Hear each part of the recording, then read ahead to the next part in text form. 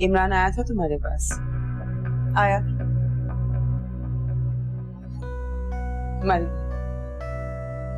बिल्कुल ऐसी ही मौत जैसे मैंने सोचा था। तुम्हारे लिए तो बहुत पहले मर गया था। ये पुलिस ने कहा था, मैंने नहीं। मैं तो इसे अपने हाथों से मारना चाहती थी।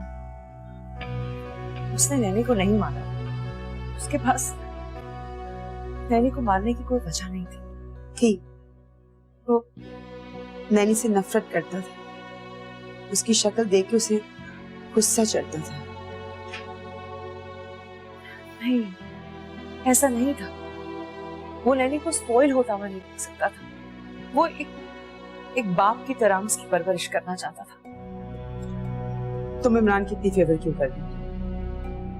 मैं उसकी नहीं, तुम्हारी फेवर कर रही हूँ।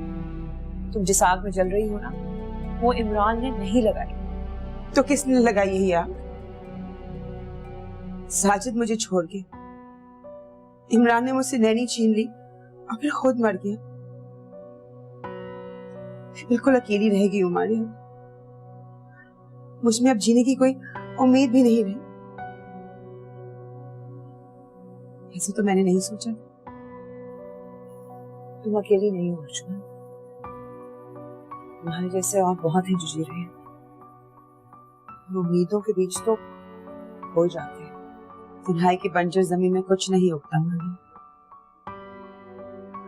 खैर, आई एम सॉरी। तुमसे मैंने क्यों दुश्मनी लेनी? तुम तो खुद बिल्कुल अकेली रह गई। तुम्हारे साथ भी धोखा हुआ।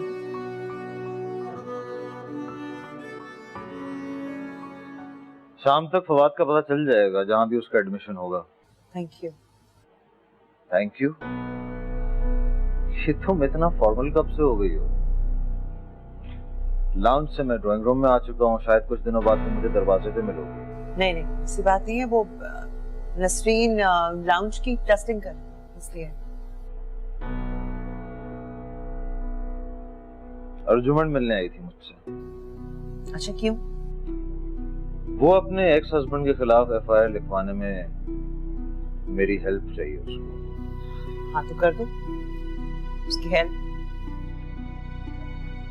एफआईआर तो उसे खुद ही लिखवानी पड़ेगी जहाँ पे वो रहती है, लेकिन तुमने उसे क्या बताया? यही कि नीनी के मर्डर से इमरान का कोई ताल्लुक नहीं है। उसने ऐसा नहीं किया।